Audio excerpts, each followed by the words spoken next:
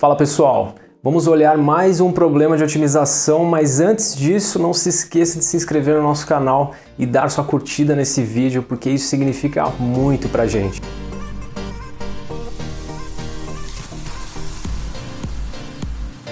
Então vamos para mais um exercício desafiador de problemas de otimização. Nós temos um cilindro com volume V fixo, no caso, não se esqueça que V é constante. O V representa um valor, então ele não é variável, cujo raio da base vale R, altura H, e nós queremos calcular as dimensões desse cilindro, no caso calcular RH, de modo que sua área superficial seja mínima, ou seu custo de fabricação seja o menor possível, que na verdade é a mesma coisa. Lembrando que, nesse caso, o cilindro não tem topo. Dá só uma olhadinha na descrição do problema.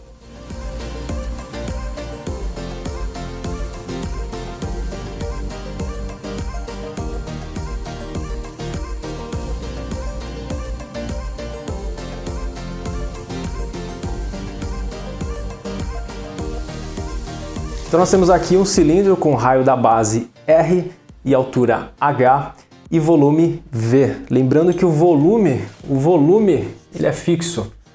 O volume ele é V centímetros cúbicos. O volume representa um valor, o V não é variável.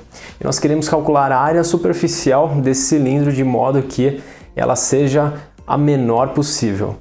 Algumas coisas importantes que nós precisamos lembrar aqui. Primeiro é que a base de um cilindro é um círculo, uma circunferência.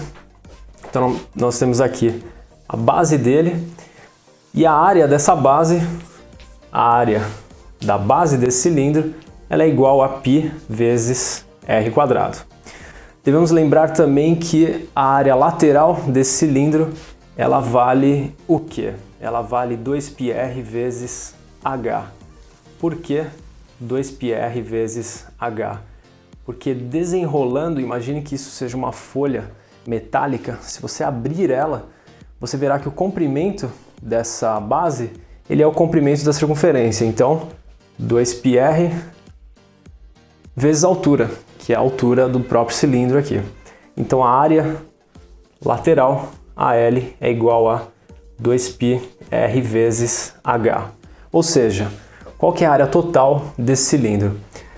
A área total ela é igual a πr² mais 2πr vezes h.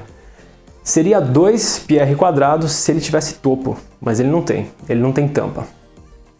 Lembrando que o volume vale V, se o volume vale V, nós temos que V é igual a área da base vezes altura. Essa é a fórmula do volume de um cilindro, ou seja, V é igual a πr², que é a área da base, vezes a altura. Então nós podemos escrever o H em função de R da seguinte forma: H é igual a V sobre πr². Isso é importante por quê?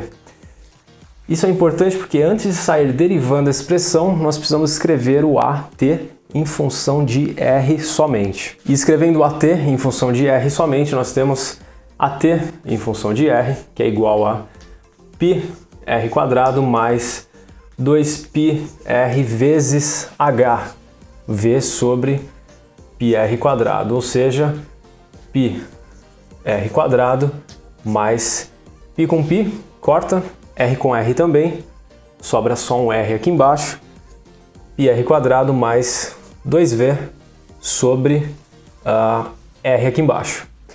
Esse é o ADT, o AT no caso, em função de R. Para calcular o máximo ou mínimo de uma função qualquer, nós precisamos derivar a expressão e igualá-la a zero. Então, derivada de AT, AT' em função de R é igual a derivada de πr² em função de R é igual a 2πr mais derivada de 2V sobre R.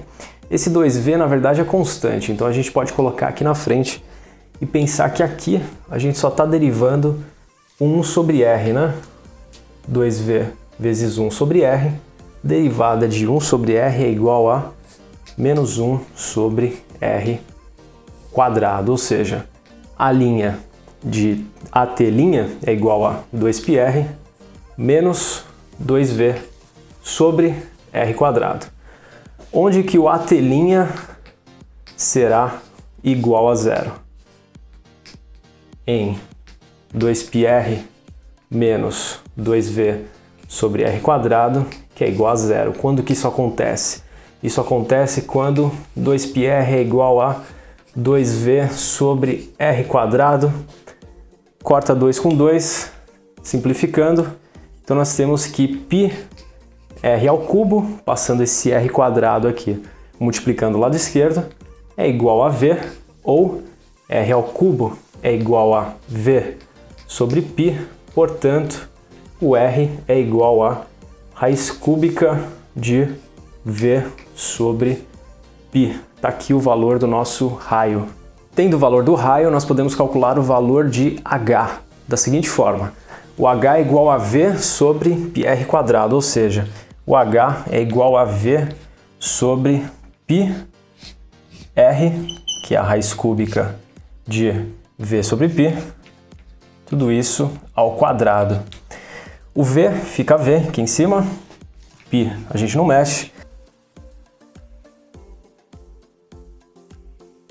Aqui a gente tem v elevado a 1/3 sobre π elevado a 1/3, então v elevado a 1/3, raiz cúbica, né? Sobre π elevado a 1/3, e tudo isso ao quadrado, ou seja, nós temos v sobre π vezes v elevado a 1/3 ao quadrado, esse quadrado na verdade é quadrado para os dois termos, né?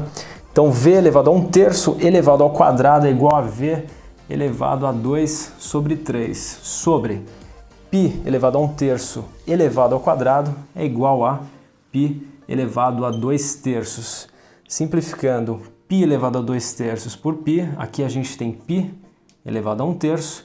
Simplificando v por v elevado a 2/3, nós temos v elevado a 1/3 aqui em cima, ou seja, v elevado a 1/3 sobre π elevado a 1/3, mais conhecido como raiz cúbica de v sobre π, ou seja, que nós temos aqui um h que é igual ao r. O comprimento do raio ele é igual à altura dessa lata aqui, desse cilindro aqui. Aí você está pensando assim, tá, mas esse r, será que ele representa um máximo local ou um mínimo local? Esse ponto crítico aqui. Vamos verificar agora através do teste da segunda derivada. Então nós vamos pegar a primeira derivada, que é essa aqui, ou essa aqui, já um pouco mais simplificada, e derivar pela segunda vez. Derivando aquele cara ali da direita, nós temos que a duas linhas t em função de r é igual a 2πr derivando em função de r é igual a 2π menos 2v vezes a derivada de 1 sobre r quadrado. Isso aqui é a mesma coisa que 2v vezes 1 sobre r quadrado, tudo isso negativo, né? Qual que é a derivada de 1 sobre r quadrado? É igual, a derivada é igual a menos 2 sobre r ao cubo. Ou seja, o a duas linhas em função de r é igual a 2π mais 4v sobre r ao cubo. Esse v está parecendo um x aqui, sobre r ao cubo. Caramba, não tem mais espaço, está aqui. 4v sobre r ao cubo.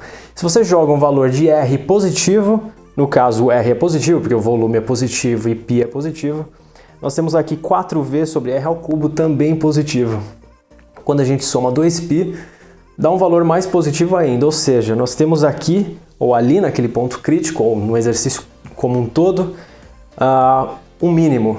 Porque toda vez que nós temos um ponto crítico cuja segunda derivada dá positiva, nós temos um mínimo local. Então aqui a gente tem um mínimo. Nós temos um mínimo gasto de material, ou a mínima área superficial, da maneira que você preferir enxergar aí. E tá aí o exercício resolvido. Se você gostou, não se esqueça de dar uma curtida no vídeo e se inscrever no nosso canal. Não se esqueça que aqui na descrição desse vídeo você encontra um link com a nossa apostila gratuita de problemas de otimização e também o nosso curso completo de problemas de otimização disponível no nosso site. Até mais!